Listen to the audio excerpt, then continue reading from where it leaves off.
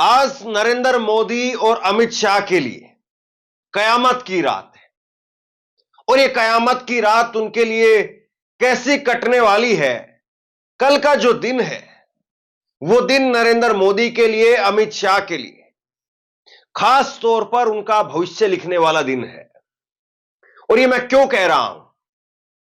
कल सुबह झारखंड में दूसरे चरण के मतदान के लिए और महाराष्ट्र में वोटिंग होगी। और महाराष्ट्र, झारखंड और उसके साथ साथ अलग अलग 13 राज्यों में उपचुनाव होना है, जिसके नतीजे 23 तारीख को आएंगे। यानी आज जो कुछ कर सकते हैं, जिस तरीके से कर सकते हैं, जितनी ताकत लगा सकते हैं, मोदी और शाह ने पूरी ताकत आज झोंकी हुई। और दूसरी तरफ योगी आदित्यनाथ, वो भी अपनी पूरी ताकत झोंक रहे हैं। 9 सीटों पर उत्तर प्रदेश में उपचुनाव होना है। और आज की रात कयामत की रात इसलिए है कि अगर झारखंड और महाराष्ट्र में नतीजे बीजेपी के लिए अच्छे नहीं आए और मान लीजिए कि उत्तर प्रदेश में 9 सीटों पर योगी आदित्यनाथ ने अपना दबदबा दिखा दिया, तो फिर बड़ी भारी मुश्किल खड़ी हो जाएगी नरेंद्र मोदी के लिए। क्यों? क्योंकि एक तरफ तो नरेंद्र मोदी वो इस असमंजस में आ जाएंगे, इस कुचक्र में फंस जाएंगे कि उनकी कुर्सी कब तक सलामत है। अगर महाराष्ट्र में बुरी तरीके से बीजेपी हार जाती है तो फिर यह मान करके चलिए कि बीजेपी अगर महाराष्ट्र में हारी तो एकनाथ शिंदे और उनके जो 7 जीते हुए सांसद हैं वो कब तक उनके साथ में है और कब जो है वो उद्धव ठाकरे के साथ में चले जाएं, कहा नहीं जा सकता है। झारखंड में भी अगर बीजेपी अपनी इज्जत नहीं बचा पाई, नाक नहीं बचा पाई, तो फिर उसके बाद में यह होगा कि झारखंड से तो कोई असर पड़ेगा नहीं, लेकिन झारखंड कम से कम इज्जत बचाने का काम कर सकता है। लेकिन अगर झारखंड में भी इज्जत नहीं बच पाई और महाराष्ट्र में हार गए तो फिर यह मान करके चलिए कि मोदी और शाह के लिए दिल्ली में बना रहना बहुत मुश्किल का काम हो जाएगा। और इसके लिए आप इसको ऐसा समझ सकते हैं कि फिर जो आरएसएस आज योगी आदित्यनाथ के नारे बटेंगे तो कटेंगे, इस नारे को अपनाता है, इस नारे को अपना करके योगी आदित्यनाथ के वजन को बढ़ाने का काम करता है। और योगी आदित्यनाथ ने अगर उत्तर प्रदेश के 9 सीटों में से 6 सीट, 7 सीट अगर अपनी झोली में कर ली, तो फिर यह मान करके चलिए कि बीजेपी में गाहे बगाए इस बात को लेकर के चर्चा शुरू हो जाएगी कि अब नरेंद्र मोदी बीते दौर के हीरो हैं और नए दौर के हीरो को, नए दौर के उम्मीदवार को लाया जाए, योगी आदित्यनाथ को लाया जाए। तो कुल मिलाकर के अगर आप इस तरीके से इसको समझें तो मोदी शाह के लिए खास तौर पर एक बड़ी चुनौती है अपने आप को दिल्ली में बचाए रखने के लिए कि वो महाराष्ट्र का चुनाव हर हाल में जीते, हर हाल में। और इसके लिए आपको दिख रहा है कैसे जो है पैसे की खरीद फरोख्त और सब कुछ चल रहा है। अब सबसे बड़ा सवाल यह है कि मोदी शाह क्या वाकई महाराष्ट्र जीत पाएंगे, महाराष्ट्र की कुर्सी उसको सिक्योर कर पाएंगे? अगर महाराष्ट्र की कुर्सी सिक्योर नहीं हुई तो फिर उसके बाद में अजीत पवार कितने दिन साथ रहेंगे, एकनाथ शिंदे कितने दिन साथ रहेंगे और सब कुछ खेल खत्म और दूसरे खेमे में सब कुछ चला जाए, कहा नहीं जा सकता। और जब महाराष्ट्र में एक तरफ मामला निपट जाएगा, सिमट जाएगा, तो फिर उसके बाद में कितने दिन जो है वो नीतीश कुमार और चंद्रबाबू नायडू वो टिके रहेंगे, खेल अपने आप में खत्म हो जाएगा। 7 सांसद उनके हैं और 16 सांसद नीतीश और चंद्रबाबू नायडू के हैं। 23 सांसद जाते ही सरकार गिर जाएगी, क्योंकि आज भी सरकार जो है वो इन्हीं बैसाखियों के सहारे पर है। और उसके बाद में आपको पता है 2, 4, 5, 10 सांसद तो इधर उधर हो ही जाते हैं। तो कुल मिलाकर के जो बीजेपी के लिए मुसीबत है वो यही है कि वो महाराष्ट्र हर हाल में बचाए।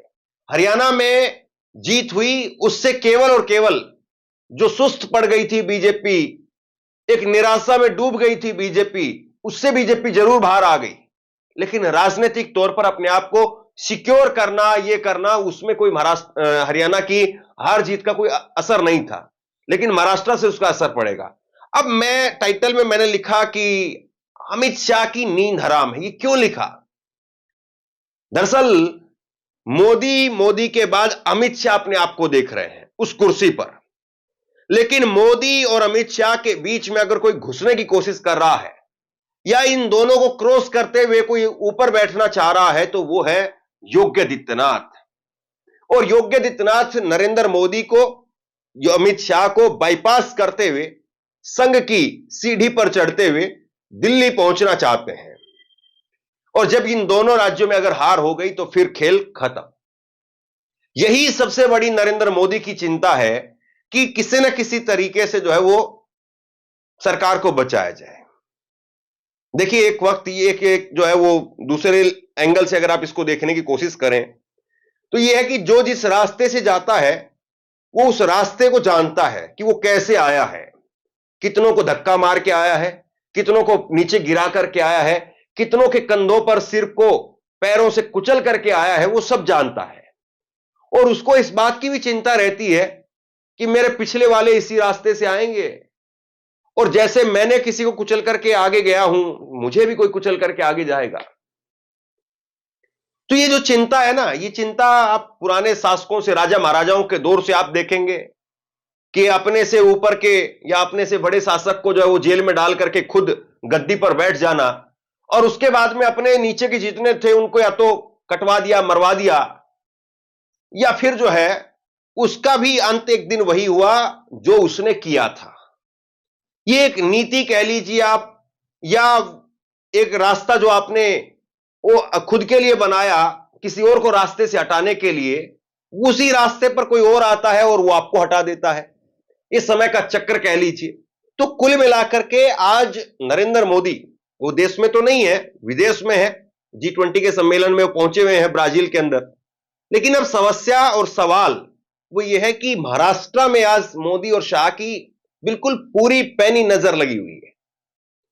और वो पैनी नजर यही है कि कुछ भी हो जाए, कैसे भी हो जाए, किसी तरीके से हो जाए, लेकिन महाराष्ट्र हर हाल में चाहिए।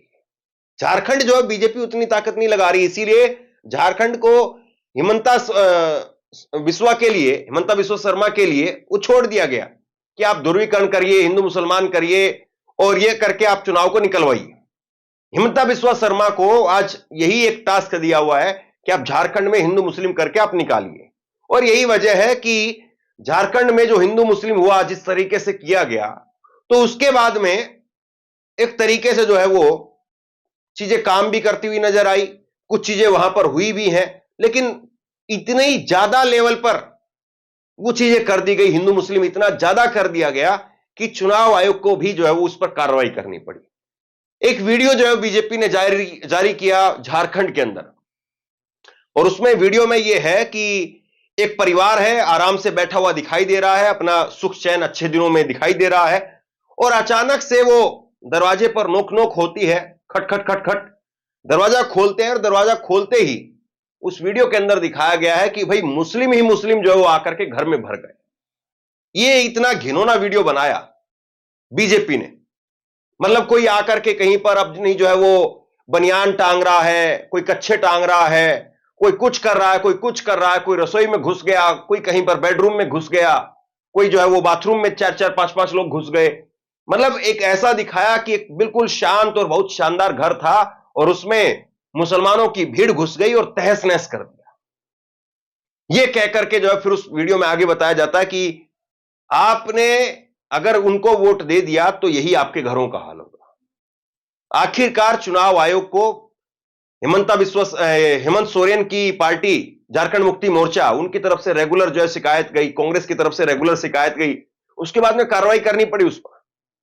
लेकिन ये जो एक कहावत है ना कि अति हर चीज की बुरी होती है, हिमंता बिस्वा शर्मा ने जो चीज की, हिंदू मुसलमान जो किया, तो वो झारखंड में बीजेपी के लिए उतना कोई फायदेमंद नहीं रहा, उसका उल्टा बैकफायर हो रहा है। वहां पर जो बाकी जितने भी धर्म है या आदिवासी वोट है वो सब लामबंद हो गए हैं कि भाई ये मामला जो है ठीक नहीं है, बीजेपी अगर आती है तो बीजेपी फिर हमारा क्या हासिल करेगी। तो कुल मिलाकर के आज की तारीख में बहुत सिक्योर होकर के नहीं कहा जा सकता कि झारखंड बीजेपी के हाथ में जा रहा है। और महाराष्ट्र में तो जो गंद मचाई हुई है, गंद शब्द का इस्तेमाल कर रहा हूं मैं, जो गंदगी मचा दी है महाराष्ट्र के अंदर, मैं लगातार सुबह से आपको खबरें दिखा रहा हूं किस तरीके से पैसे का लेन देन, तोड़फोड़, ये जो महाराष्ट्र में जो राजनीति चल रही है, उस राजनीति से जो है वो बिल्कुल साफ तौर पर दिख रहा है कि आपके अंदर कितना डर है, आपके अंदर कितना खौफ है। महाराष्ट्र में बड़े बड़े नेता, महासचिव लेवल के नेता, वो अगर पैसे के लेन देन में अभी से इन्वॉल्व हैं तो सोचिए कि क्या होने वाला है। महाराष्ट्र का जो चुनाव है ना, मुझे लगता है कल ही नहीं, कल 20 तारीख को तो वोटिंग होगी। 20 तारीख की वोटिंग के बाद में जो इंटरनल सर्वे सरकार के पास पहुंचेंगे, एग्जिट पोल वगैरह को छोड़ दीजिए आप, उसके बाद 21 की रात, 21 का दिन, 22 की रात, 22 का दिन, 23 का दिन, और उसके बाद 23 की रात भी बड़ी भारी होगी, क्योंकि नतीजे आएंगे। और नतीजे अगर बिल्कुल साफ साफ नहीं आए, और ये महाराष्ट्र के लोगों को देखना चाहिए, अगर नतीजे साफ साफ नहीं आए तो इससे भी ज्यादा गंदा खेल, इससे भी ज्यादा भयानक खेल वो 23 तारीख को होगा। क्योंकि 23 तारीख को तो चुनाव आयोग का भी डर नहीं रहेगा। अब भी खैर क्या ही डर है, अगर डर होता तो ऐसे करोड़ों रुपए का हेरा फेरी और ये लेन देन नहीं होता। लेकिन 23 तारीख को नतीजों के बाद में जो नंगा नाच वहां पर होगा, जिस तरीके से विधायकों को गुजरात ले जाने का, या विधायकों को और दूसरी जगह पर शिफ्ट करने का, मध्य प्रदेश शिफ्ट करने का, राजस्थान शिफ्ट करने का, या गुवाहाटी दोबारा ले जाने का जो कुचक्कर चलेगा, वो महाराष्ट्र की जनता आज बचा सकती है। आप वोट कीजिए, बीजेपी को कीजिए, कांग्रेस को कीजिए, शिवसेना को कीजिए, शरद पवार को कीजिए, अजित पवार को कीजिए, जिस मर्जी को आपको करना है, शिंदे को करना है, कीजिए। लेकिन कम से कम ये तो देखिए ना कि कौन आपका वोट खरीद रहा है और कौन आपका वोट मांग रहा है। मांगने वाला आपको कल वापस रिटर्न देगा। मांगने वाले को आप कल को बोल भी सकते हैं कि आपने उधारी कुछ मांगा था हमसे, हमने आप पर एहसान किया था। लेकिन जो आपसे खरीद रहा है आज, वो चाहे किसी भी दल का नेता हो, वो आपको कल को क्या देगा। इतनी सिंपल सी बात है कि जो आज आपका वोट खरीद रहा है, मटन मछली नहीं, महाराष्ट्र में सीधा पैसे का खेल है। महाराष्ट्र में ये नहीं है कि ठीक है चलो दारू मुर्गा पार्टी करा दी, उसी में मामला निपट जाएगा। नहीं भैया, ये यूपी बिहार थोड़ी ना है जो मटन मछली में आप लोग जो वोट खरीद लेंगे। मटन युद्ध हुआ ना उत्तर प्रदेश के अंदर, वैसे नहीं चलेगा। यहां तो पूरा कैश में बात हो रही है, और कैश में भी नहीं, जो खबरें आ रही हैं वो ये बता रही हैं कि महाराष्ट्र के अंदर कैश दिया जा रहा है, गांजा दिया जा रहा है, उसके बाद में सोने के बिस्किट, सोने के जो है वो गहने, चांदी की छड़ें, ये पैसा दिया जा रहा है। एक छोटा सा आंकड़ा आपको बता देता हूं, उसके बाद में खबर को खत्म करेंगे। 2019 के लोकसभा चुनाव के अंदर, गौर से सुनिए, 2019 के लोकसभा चुनाव के अंदर चुनाव आयोग ने 121 करोड़ रुपए वो जब्त किया था, अवैध धन जो मतलब इधर उधर बांटा जा रहा था वो। लोकसभा चुनाव में 121 करोड़ रुपए यानी 125 करोड़ रुपए। और आपको पता है झारखंड और महाराष्ट्र के चुनाव में, मतलब आज का कलेक्शन नहीं, इससे पहले का, आज का सुबह की अखबारों की हेडलाइन मैं आपको बता रहा हूं, 858 करोड़ रुपए चुनाव आयोग बरामद कर चुका है। चुनाव आयोग मतलब जो 2019 में जितना पैसा बरामद किया गया था उससे 7 गुना ज्यादा पैसा केवल 2 राज्यों के विधानसभा चुनाव में पकड़ा जा चुका है।